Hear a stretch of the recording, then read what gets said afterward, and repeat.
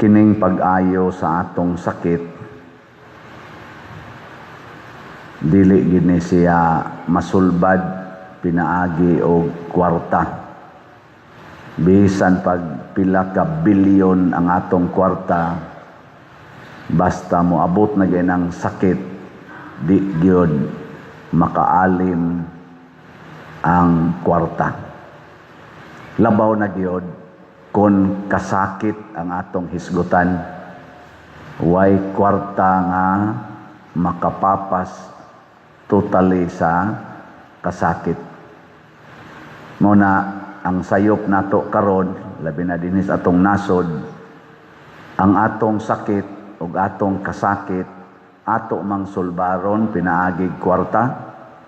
Hangtod na noon nga ang atong pipila ka mga officials gobyerno purti ng pangawat og kwarta ni samot ang mga sakit og kasakit. Nilingay mong tupad ing nanaa kay sakit. Pangutan ba? Nanaa. Og naa gani posible sa naa sa kay kasakit. Magkuyog mo na sila. Unya unsa may imong solusyon? Kwarta. Ma-stress ka. Musamot sa ang imong sakit. Hasta imong kasakit. Kaya wa man sa kay kwarta. Labi na aning kawat karon sa atong nasod nga inutang ra ba? Inutang unya gikawat pagyod. Murabag ikaw asawa ka, nangutang kag kwarta para ipalit og bugas, para ipa-eskwela sa anak. Kawaton sa bana aron isuyop. Paita na, no? Nga ang magbayad sa utang, kitang tanan, pinaagi ani mga taxes. 19 trillion divided by 115 million mantingali ta ka Pilipinos karon daan ni mga batang gagmay. Di ko no, so ay ko divide. 19 trillion divided by 115 million. Kansila ang unom ka zero,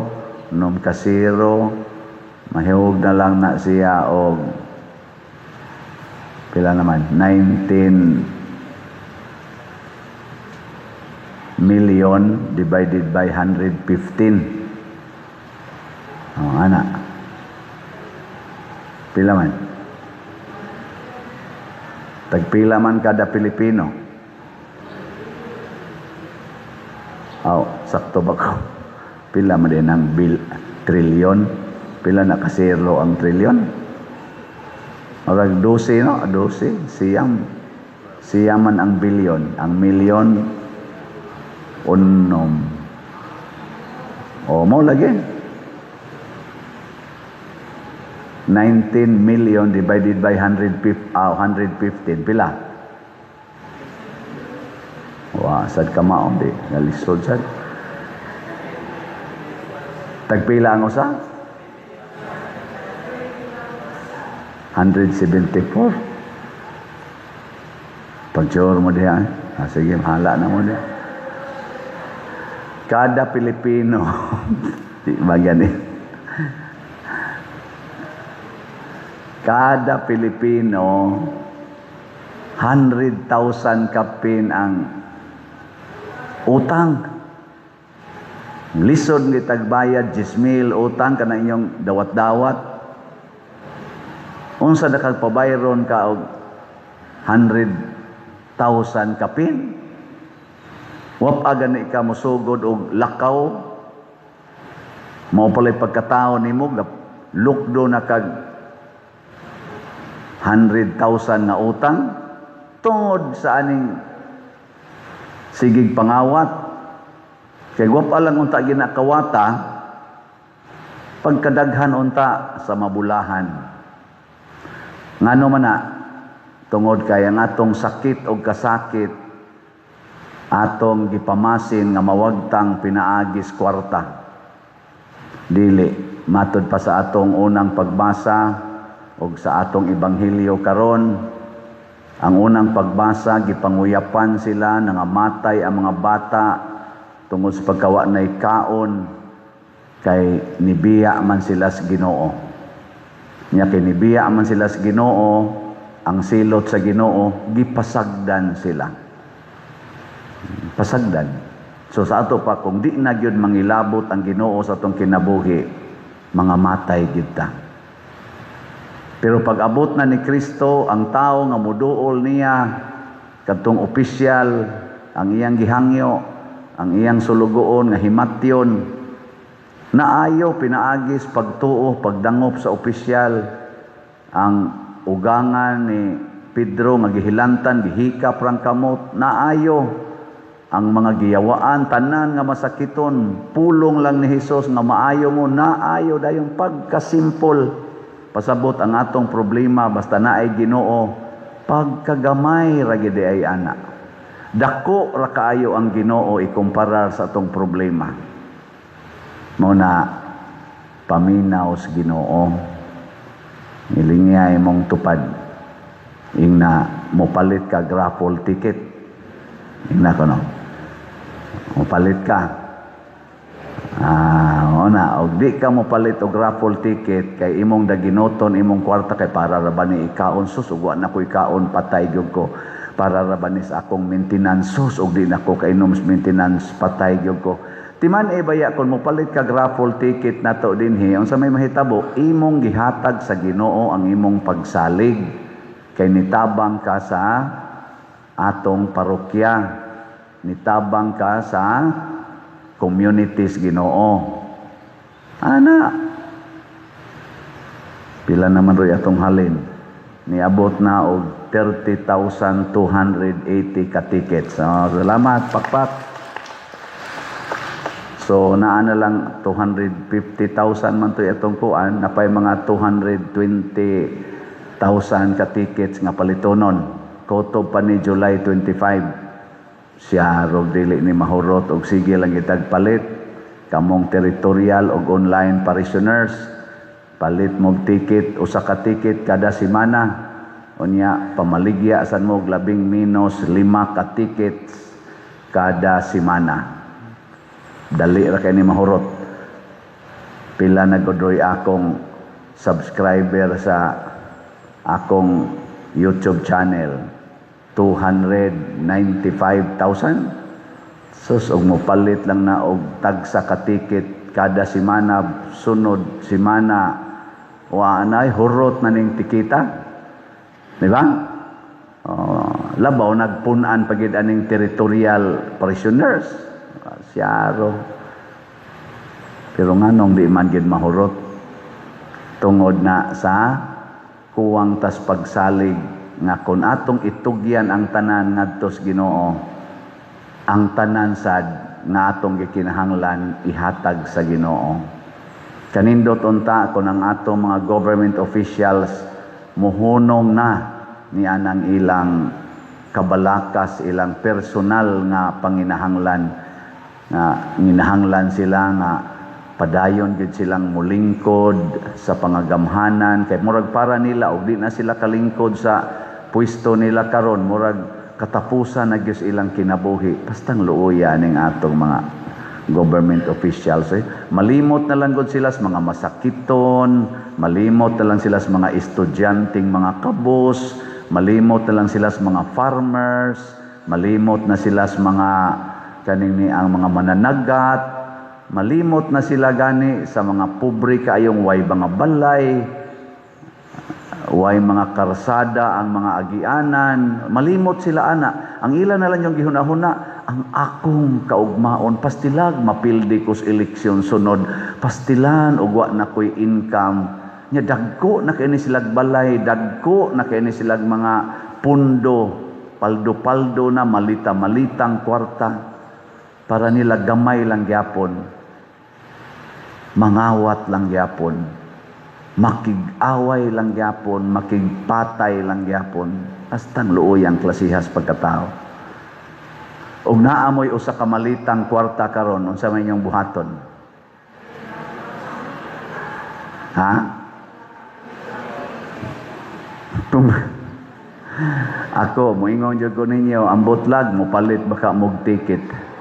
Og na kayo sa kamalita, ang imong hunahunaon dayon ang akong balay, ang akong kaugmaon. Nya mohimo dayon kag dako kayong panginahanglan nga ang imong usa ka malitang kwarta kuwang. Oh, mao na nitabo ro sa atong mga kuwan, pirming kuwang. So nga anang malitang kwarta gisultis mga 18 Marines. Kada semana ga-deliver sila kwarta, malita-malita kada semana. Gisayunan ka ana. Unya ang nidawat ana kuwang lang gyapon. Gusto lang gyapon silang usbon ang konstitusyon para padayon ang kawat. Wa nay moilis nila. Kutob sa moilis, alis. Ano na ilaron? Kanus pa man sila matagbaw. Way katagbawan kay ang kwarta lagi dili makaluwas, dili makaayo. Usa man gustimaan nga naayo na ta mga igsoon, makontento ka sa imong kinabuhi. Lingian na sa imong tupad. Kay di gina siya kontento, masakiton pa na siya. Ingna kontento na ka sa imong naong. Ingna kono. Sugdis naong, ingna kontento ka sa imong naong. Kung di ka kontento, masakiton ka. Kamo mga asawa, kontento mo sa inyong bana. Basig nangita pa mo laing bana. Mga bana, kontento mo sa inyong asawa. Basig nangita mo laing bana nga wa diha. Nya kamo mga parishioners, kontento na mo sa inyong parish priest. Istoryahin. Nya ang parish priest na kontento na sagka sa inyong mga hogs kolekta. Samot. Di na ganita makontento pasabot wa tay Ginoo. Ana siya. Mao kay ginaingon man gud na nga sa to. The Lord is my shepherd. There is nothing I shall want. If God is with us, who can be against us? Sa to pa wa na gyud. Wa nay kuwang basta na ay Ginoo. Matod pa diri sa atong tubag sa Salmo, sa atong tubag, Ginoo, ayaw hikalimti ang kinabuhi sa imong mga kabos. Una ta makasinati o Ginoo, kinahanglan mahimo gid tang kabos. Ang kanang kabos kanunay ng mangayo. Nya kana sang kabos musalig gina sila. Mao bitaw nga gipahimuslan ginis mga politisyan. Matod pa sa akong maestros una sa sociology, iyang gi-analyze ang atong mga political kanaganing situation. Naadyo ko ng mga politicians nga naning kamot to make Filipinos poor. Ngano man kay kun kabos kuno ang mga Filipinos sayon ra i-control. Munang dunay prinsipyo kunong gisunod ning ubang mga politicians nga make the people poor and then rule. Sakto? Sakto ba? Make the people poor and then rule. Muna siya. Kay og kabos inig-ingon sa amo, buhatan ni, mubuhat man, yes sir, yes sir. Pero dato, questionon yun ka. Ing naragod nga palit mo raffle ticket. Moingon day na, unya, sigil tagpalit. Mana, question na. Basta, feeling niya, siya mo'y haod. Kaya dinhi sa parokya, inigingon ako palit mo raffle ticket, nagpaila na nga atong parokya kabos. Nya kamo mo'y dato. Kamong naminaw, kamong nagtanaw aning atong misa, kamo mo'y dato, ang parokya mo'y kabos. Mo nang kusog kay mo moingon, analyze ninyo, unya. Pero kamo na gani mo'y mangayo. Unsa may mahitabo? Bisag unsay isulti sa inyong gipangayuan, inyong sundon. Moingon ang inyong gipangayuan nga pagkuha og tubig kay akong bendisyonan niya imna na pabasta tag sa kabalding tubig oy. Ta tubig yun ana pagkuhag lana kay ako nang bendisyonan mao na ihaplas kada gabi maayo ka hala sunod dayon. Kabos ba mosunod gyud na pagkuha diag asin usa ka balde nya humda ng imong lawas bulita nas asin ighigda nimo igkaugma marinitid na ka mosunod yun basta nakabos na ka kanabang murag paminaw nimo murag wa na kay mahimo ba nya importante kay nas Ginoo nga kita sa iyang atubangan mahimutang kabos. Mo nang naingon siya bulahan kabong mga kabos mainyo ang gingharian sa langit. Ayaw gyud pag-assume nga makahimo ka nga ikaw ra nga way Ginoo. Mo na ako misalig ra pud ko sa Ginoo sa akong kakabos isipin yung Paris Priest sa akong kakulangan nya kadako aning atong projects. Matod pas komentaryo sa usa nako ka amigo dinhi karos parokya ingon siya pader oy daghana sad aning imong project gikapoy nating ito siya basa una magsige man to siya ingon pader believe jud ko nimo pader kay sus gabiha nin duta na sa parokya pader karon nga daghang kay project pader oy daghana sad sa imong project nako og di na kamutabang pahawa gud unsa man gikapoy na mo wa gusto pa mong mahuman ang atong bell tower? Oh, tanawa, gusto man din mo. Gusto pa mong mahuman ang atong adoration chapel? Gusto man din mo. Ya, gusto pa mo nga mahuman atong bagong public CR diha? Oh, hinayas tingog. Gusto mo nga mahimo na atong walk of apostles, des buta pumiro dapit. Nya gusto mong mailisan niya ato mga bangko. Hinay gusto. Gusto may pader. Gusto may ana-ana unta. Gusto. Kita sang naminaw na patay. Maoning tinubagan na murag wa na gyud tabla ra iampo mo kami. Iso sa gito singot isod swerto iambang wata Ginoo murag wa na gi unod ba wa na unod ayaw na kanang kinasing-kasing bitaw salamat kay ninyo ha sige bisag naglisod tab sige gyud kumbati na nya sunod sad mo aning akong YouTube channel makatabang basta na sige mo view, like, share, o subscribe. Kani Padresiano ubod ba? Sunda sa na ninyo. Pila man kabuk ninyo din nga kada adlaw yun. Sige view, like, share. Ani akong YouTube channel. Beta sa kamot. O tanawa. Upat ra kabuok. Nya ka mauban. Sa minyong gibuhat. Sige yun. Aron sa ta maka-income tagamay. Kapaldo sa ta ba? Oy niabot na ra ba di ayan katong sa YouTube gapo ako nung tong nasulti no niabot og last month ang atong income sa YouTube kani niabot og 218,000 kapin. Pakpak. Salamat kayo. Kapaldo tagamay. Nya ang atong charitable expenses niabot og 1.2 million. Nya ang atong income sa YouTube 218. Mura ra gapnod nga gamayng papel gilabay ni musbaha ng anod na dayon. Pero sagdi lang, may nakatampom sa to gamay. Na magi mahatagan ato.